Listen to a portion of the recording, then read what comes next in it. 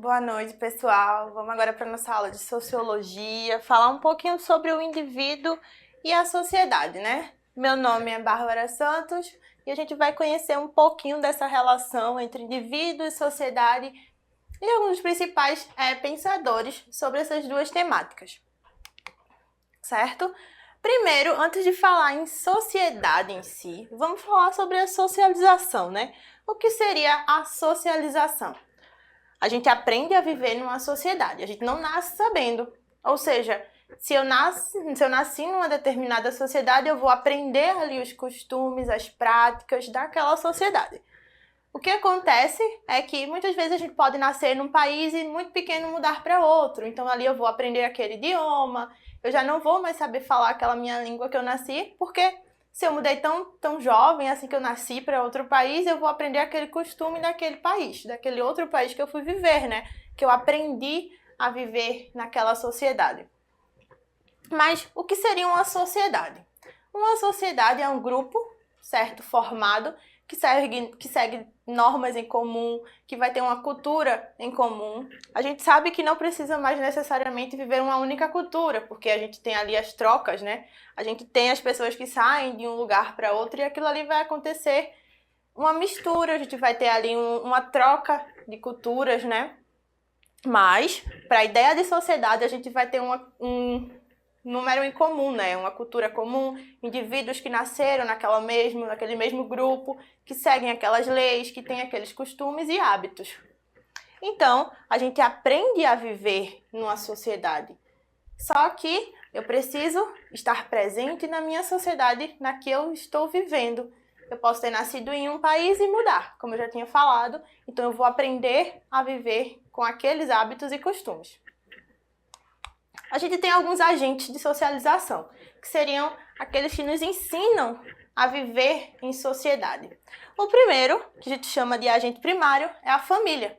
Quando nascemos, vivemos com nossas famílias, né? E a partir do primeiro contato, a gente já vai aprender a falar, a entender, né? A ouvir aquele idioma, a gente começa a se desenvolver e a gente vai aprender a falar, a se portar, né, a se comportar, a seguir aqueles costumes, a ter aqueles hábitos. E a família é o nosso primeiro contato.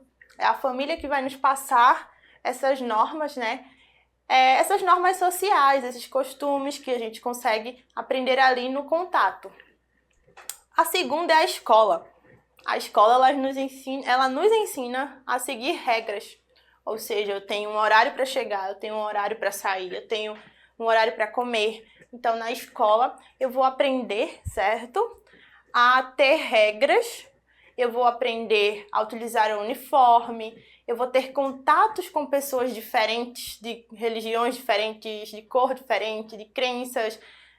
Vou ter aquele contato com o diferente. Então, é na escola também, como agente secundário, que eu começo a ter contato com as diferenças. Lembrando, primeiro ponto é a família. Assim que a gente nasce, a gente tem um contato com a nossa família. Então, é a nossa família que também é responsável para que a gente consiga viver em sociedade. Segundo, a escola, que seria aquela ideia de regras, de normas, de conhecimento de diferenças. Também o conhecimento, né? Se a gente aprende além das matérias, a gente aprende a viver. A gente aprende a vivência no social, a ter contato com pessoas diferentes da gente. E os meios de comunicação.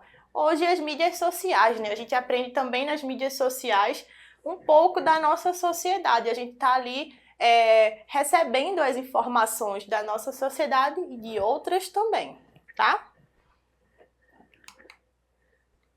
O Émile Durkheim, né? Que a gente vai ter a data de nascimento, né? 1859 e 1917. Ele vai criar pra gente, certo? Ele vai trazer as ideias da sociologia, o objeto de estudo da sociologia para ele vão ser os fatos sociais. Fatos sociais atrelados a costumes e hábitos, certo? E ele diz que a gente precisa ter 3 pontos para que um fato social ele seja exercido. Ele precisa ser geral, ou seja, ele precisa ser feito para todos. Então, numa sociedade, os costumes eles precisam ser cumpridos por todos. Como assim? Usar talheres, na minha sociedade todo mundo come usando talheres. Então, se eu vou para um restaurante, para casa de alguém, na minha casa, eu costumo jantar, comer, fazer minhas refeições usando os talheres. Exterior, ou seja, tem que ser algo que não veio de alguém, é um costume social. Então, a gente já nasce entendendo que para se alimentar eu preciso usar talheres. E coercitivo, se eu vou a um restaurante, se eu vou jantar na casa de alguém e eu não uso, eu começo a comer com a mão, aquilo ali vai me gerar uma coerção, eu vou sofrer um julgamento da sociedade, então eu vou começar a ser olhado de forma diferente, porque eu estou ali descumprindo uma norma social. Só voltando um pouquinho, os fatos sociais eles já estariam presentes aqui desde o grau da família, né? Então, eu já começaria ali a receber essas normas sociais, né? Lembrando que precisa ser geral, ele precisa ser exterior e ele precisa ser coercitivo. Eu preciso passar por um período de coerção para que eu obedeça, para que eu cumpra aquele fato social, né? Ele é praticado e realizado por toda a sociedade. Então, para o Émile Durkheim, que vai trazer como objeto da sociologia os fatos sociais, eles precisam ser praticados por todos. Um outro exemplo pode ser o fato de eu pedir o ônibus, eu sempre estendo a mão. Ninguém me ensinou isso, é algo que é geral, todo mundo faz.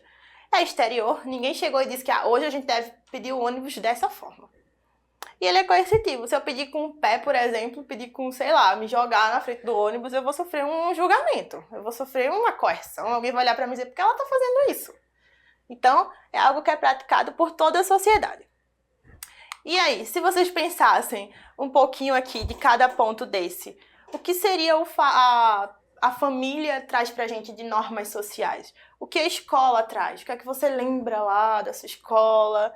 E nos meios de comunicação? Vai comentando aí os 3 exemplos pra gente vendo o que é que cada um de vocês está pensando aí sobre o que é que a gente aprende de socialização, o que é que a gente aprende de viver em sociedade com a família, com a escola, com os meios de comunicação. Como é que a gente aprende a viver em sociedade? Será que a sociedade ela permanece a mesma por muito tempo? Ou será que ela também sofre algumas mudanças? É só a gente parar para pensar na história, né? Como é que a sociedade ela foi mudando, ela foi desenvolvendo. A gente passa por revoluções industriais, a gente sai do campo, a gente vem para a cidade. Como é que isso muda uma sociedade? Então, o fato social, segundo Durkheim, ele vai ser um hábito, um padrão. Segundo Durkheim, o indivíduo é influenciado pela sociedade. A sociedade ela está acima do indivíduo, ou seja, eu não tenho autonomia. A sociedade ela me diz como eu devo me comportar, me diz como eu tenho que ter os meus hábitos e costumes. Lembra sempre, ó. O Durkheim, o indivíduo é influenciado pela sociedade. Você pode usar numa redação esses conceitos sobre sociedade, esse conceito do Durkheim sobre como a sociedade ela nos influencia, certo? A gente pode usar também falando um pouquinho, né, que ela está acima do indivíduo, a gente segue ali aquelas normas que são gerais, então a gente segue esse conjunto de normas gerais que é exterior a gente e que é coercitivo. O Marx, ele pensa um pouquinho diferente do Durkheim. A gente vai ver a sua posição. Lembrando que a gente está falando aqui do Max Weber, certo? Que ele vem de 1864 até 1920. Para o Weber, certo? A sociologia ela vai ter um objeto de estudo diferente. O que para o Weber vai ser? A ação social. Já vai ser algo mais ativo. Ou seja, a ação social ela é dividida em 3 pontos. O primeiro deles é o afetivo, ou seja, o sentimento. Eu vou tomar as minhas ações a partir do sentimento. Pode ser amor, ódio, raiva. Então, é a partir desses sentimentos que eu tomo minhas ações. O tradicional, o hábito, o costume. Eu faço algo porque eu sei que eu preciso fazer. Eu preciso ir para a escola todo dia, de 7h30 da manhã. Então, todo dia eu acordo às 6h, tomo meu café da manhã, visto meu uniforme e vou para a escola. É um hábito, certo? E o racional, que ele divide em 2 pontos. O primeiro são os fins. Eu ajo de acordo com os meus fins. Eu estudo todo dia porque eu quero passar no vestibular. Eu estudo todo dia porque eu quero tirar notas boas. Então, esse é o meu fim. Eu estou ali estudando porque eu quero algo, porque eu quero fazer um curso tal na universidade. E o segundo deles são os valores. Eu estudo porque eu preciso, porque eu gosto daquela aula. Seria aquilo que me faz estudar, porque eu sei que eu preciso atingir o conhecimento. Então, eu não vou ter ali um interesse, um fim para o que eu estou fazendo. Então, voltando para o Weber, eu que sou o agente ativo da minha ação social. Diferente lá do Durkheim, que está falando que a sociedade é que me influencia, certo?